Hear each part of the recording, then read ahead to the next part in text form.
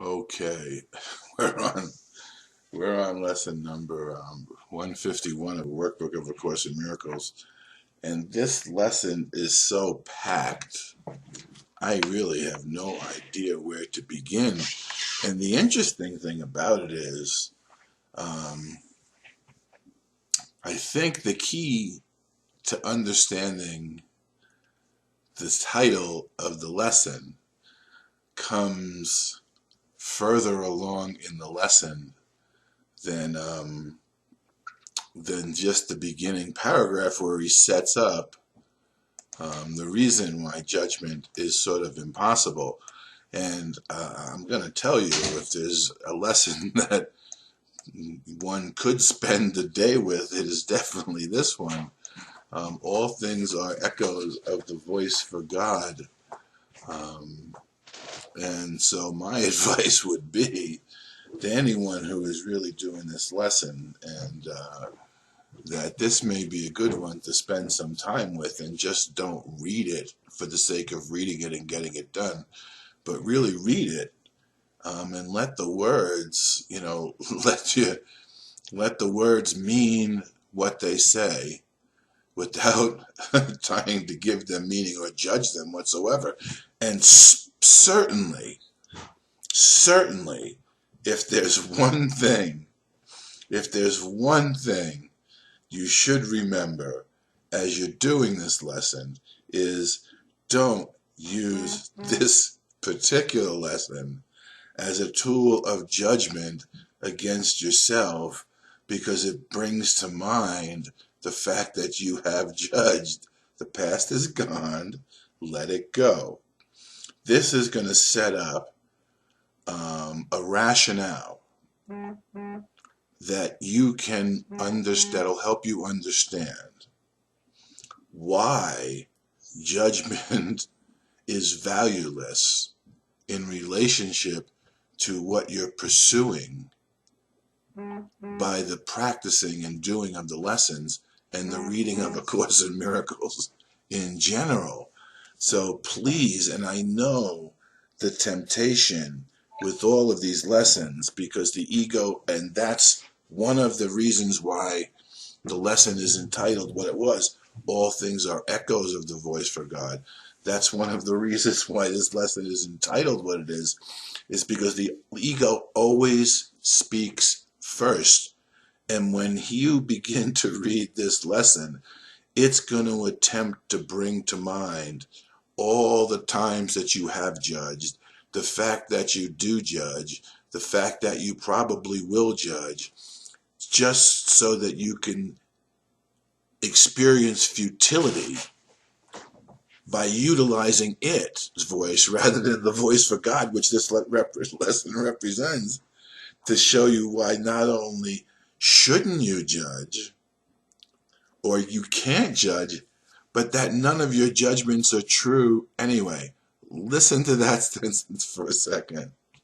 Listen to that sentence for a second. None of your judgments or your brother's judgments on you are true anyway. Whether we make them or not, they will not be true.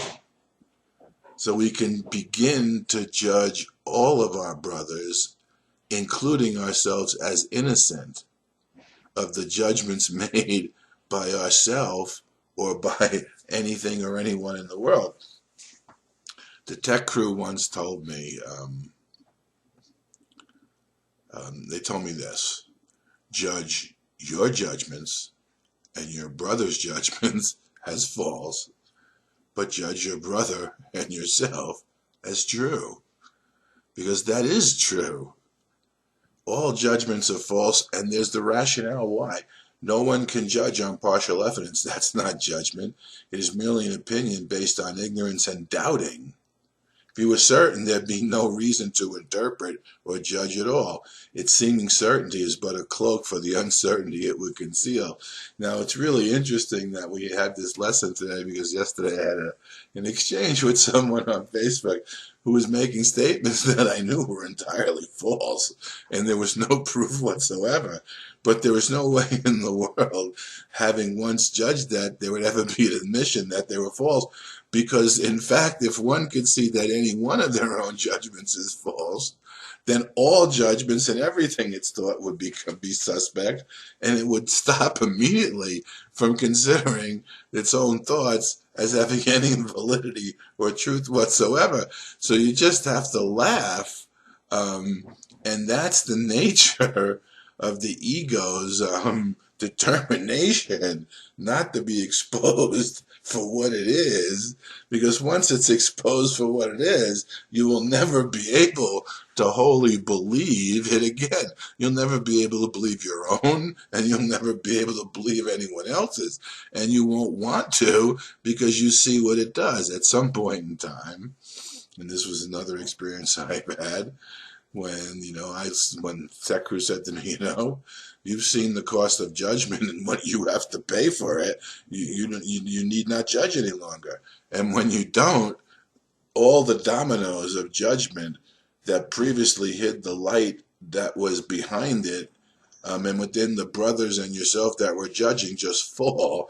And there, all there is everything disappears into a world of light, into a universe of light, which is one of the reasons why he uses this title. All things are echoes of the voice for God, which hopefully I'll get into, but there's so much in this lesson, I don't even know where to, as I said, I don't even know where to begin. I want to read this first part a little bit, just so you begin to understand the reasonability. See, the ego wants to be reasonable, and when you introduce true reason, divine reason into it, it has no place to go. So it wants to learn to use the divine reason, but it's always going to attempt to use it against yourself, but it's going to be there now as part of its reasoning process. And it will speak first, but you don't have to pay attention to it. And this lesson is the rationale for why not only don't you have to, but you shouldn't, because paying attention to it distracts you from the purpose that you're attempting to achieve through the practice and utilization of the lessons and the Course of Miracles in general. But please, please, I understand, especially many of you who have gone through, who are doing this workbook for the first time, I understand what's going to come up is the fact that you've judged. And instead of cowering and being and going into some sort of posture of supplication, please just accept that none of your judgments have ever been true, have ever affected what you are in the eyes of God and the eyes of your brother Jesus. So that in the nature of the healing of those relationships, you begin to see through eyes that are now an extension of the utilization of God as the mind with which I think, and the Christ mind that we share, so that you begin to see through those eyes yourself, and you begin to recognize where you previously judged, your judgments are false, and free yourself and your brothers from the judgments, just lifting, and you lift a burden from them that they need not bear and that you were bearing in your own mind. You do not seem to doubt the world you see.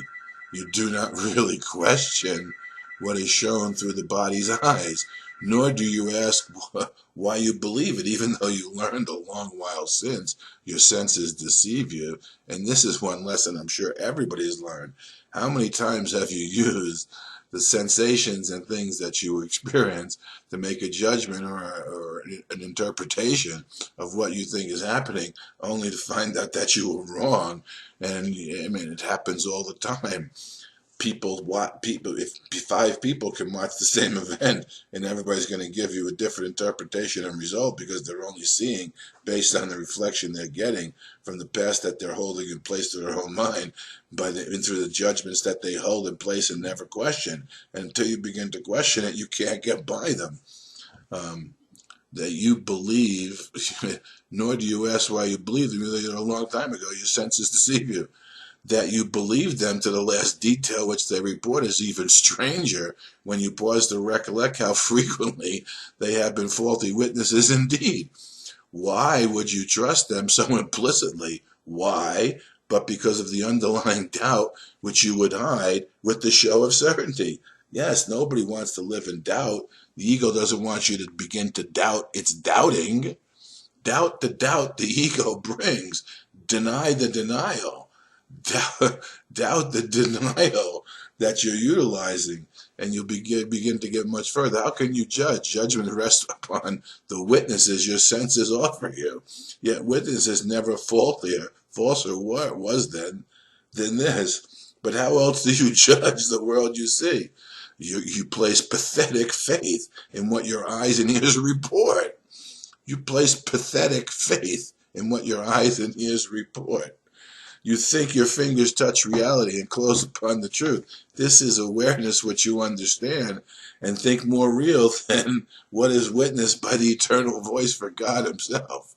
And once you begin to hear that eternal voice for God himself within the eternal nature of your own mind, you'll begin to understand why anything of space and time literally becomes something that you need not utilize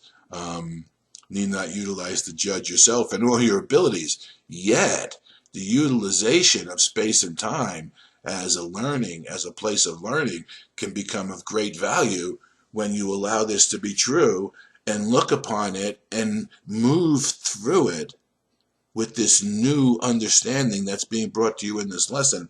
And we're going to get down to it. I want to get down to it because I don't want this to go on forever. And there's something I want to tell you.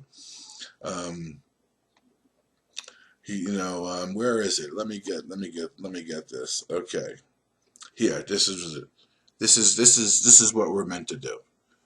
Let him be judge of what you are, for he is certain in which there is his certainty, in which there is no doubt, because it rests on certainty so great that doubt is meaningless before its face. Christ cannot doubt himself. The voice for God can only honor him, rejoicing in his perfect everlasting sinlessness.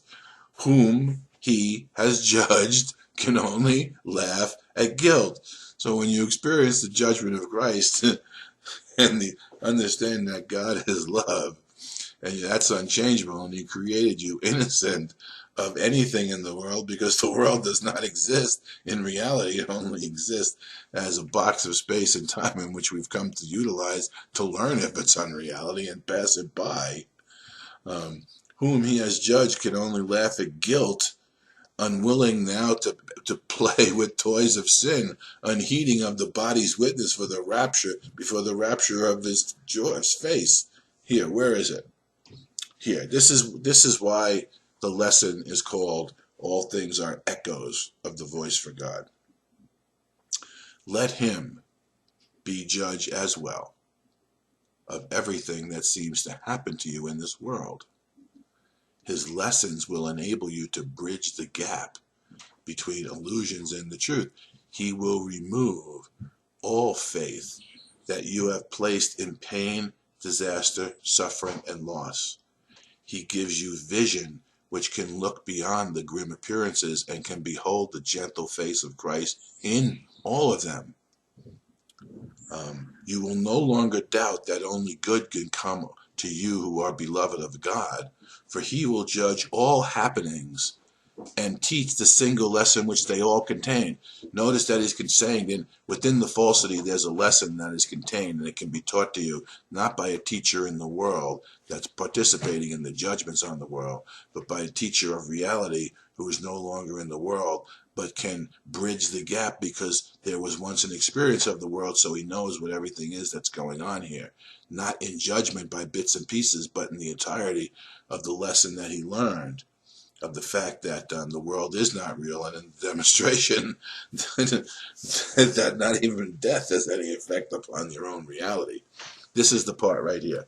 He will select the elements in them which represent the truth and disregard those aspects which reflect but idle dreams. And he will reinterpret all you see and all occurrences, each circumstance and every happening which seems to touch upon you in any way, from his one frame of reference, wholly unified and sure. And you will see the love beyond the hate, the constancy in the change, the pure in sin, and only heaven's blessing on the world. What he's trying to say is this, and maybe if I could sum it up quickly in a couple of lines. The fact that you could have a dream of judgment means that somewhere you are real, whole, and perfect and beyond the judgments that you're dreaming, because unless you were created free of judgment, free of anything that the world contains that you think is necessary, free of all the burdens that anyone has ever placed upon you and you upon yourself, you could not even be able to dream a dream of something other than freedom. So in order to be a dreamer of a dream and to dream a dream of something other than reality, you must have already been granted the reality and freedom from all of that in order for the occurrence to have happened. So it's as if the light that's trapped in this mirrored ball, which is true, has made patterns that you've judged as being what's going on.